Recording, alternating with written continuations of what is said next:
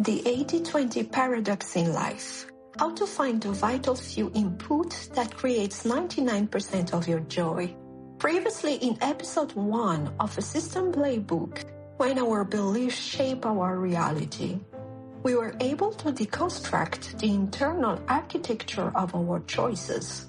Similarly, we were able to discover how our psychic filters imprison us and how to free ourselves from them.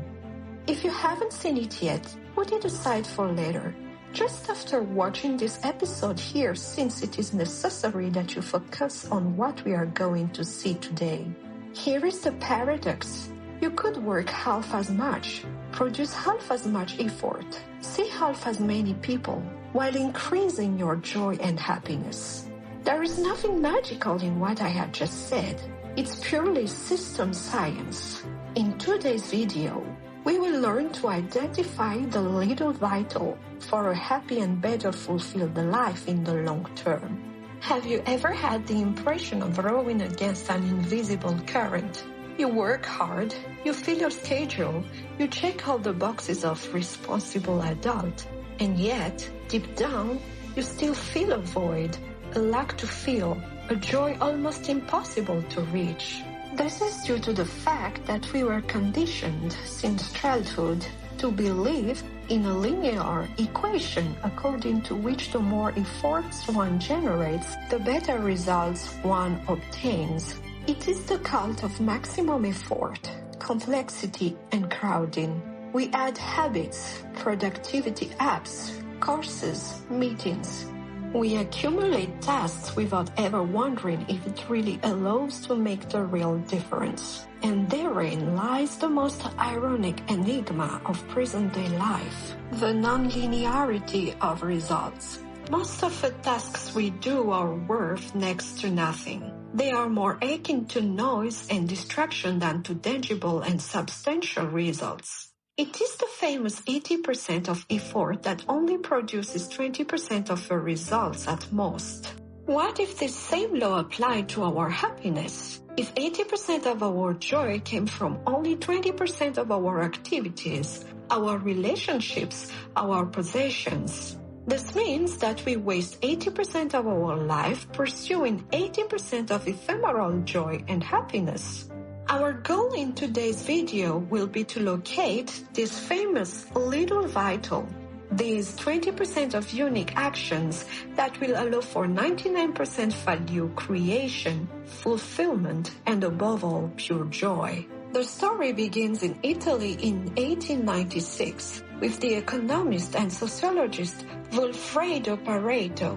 Pareto did not study personal development. He rather studied the science of wealth and systems. One day, while browsing his garden, he was surprised to find that 20% of the pea pods in his garden produced 80% of his wheat crops.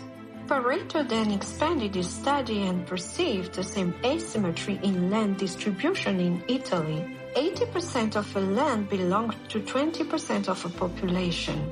What Vilfredo Pareto discovered was not a mere coincidence but a systemic model. In the 1940s, a quality theorist named Joseph Juran democratized the Pareto law and called it the 80-20 rule.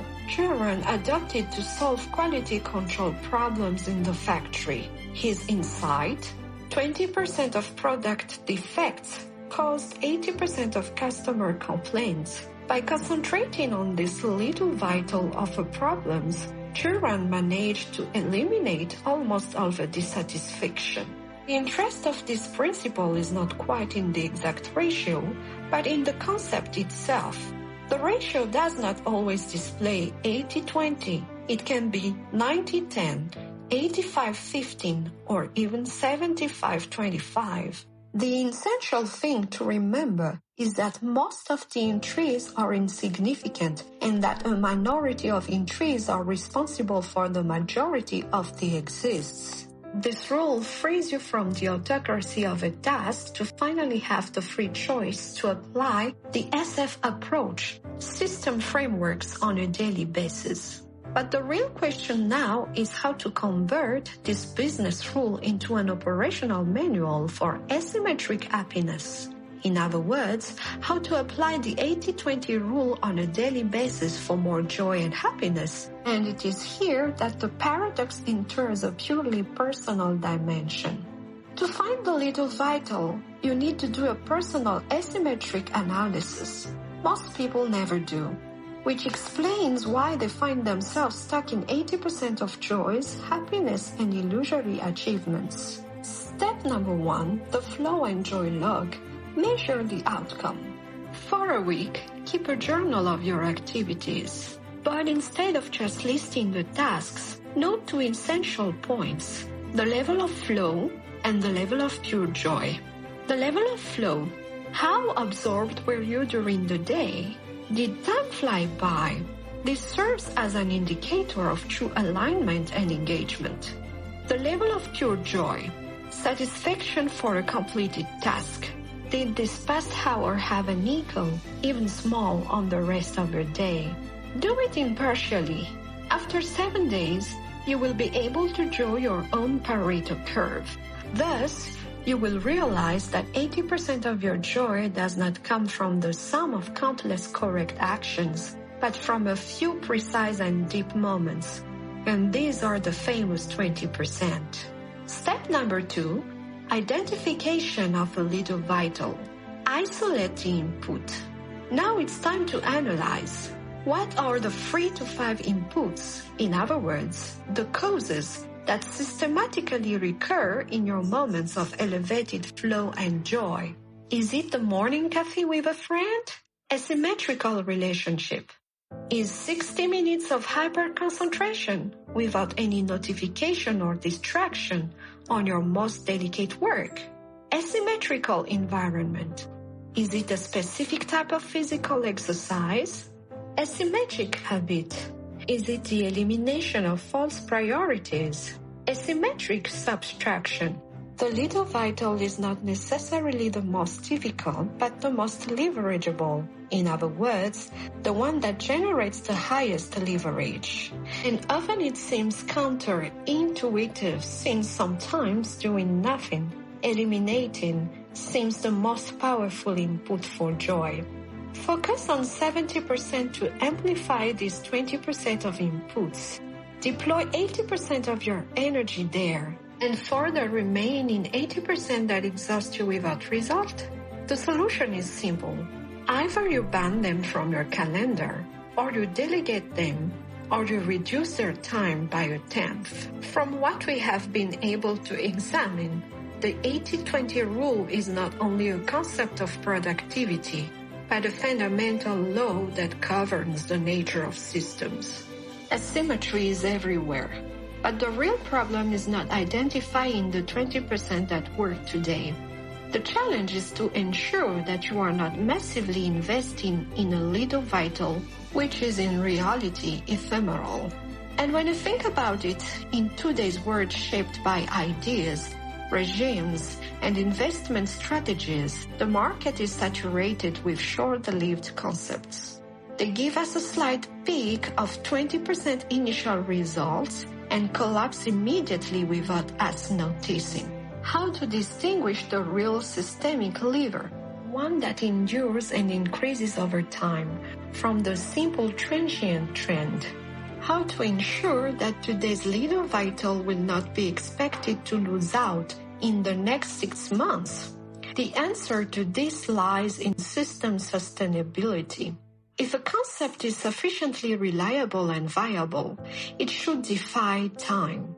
It should also survive innovation, criticism, and even forgetting.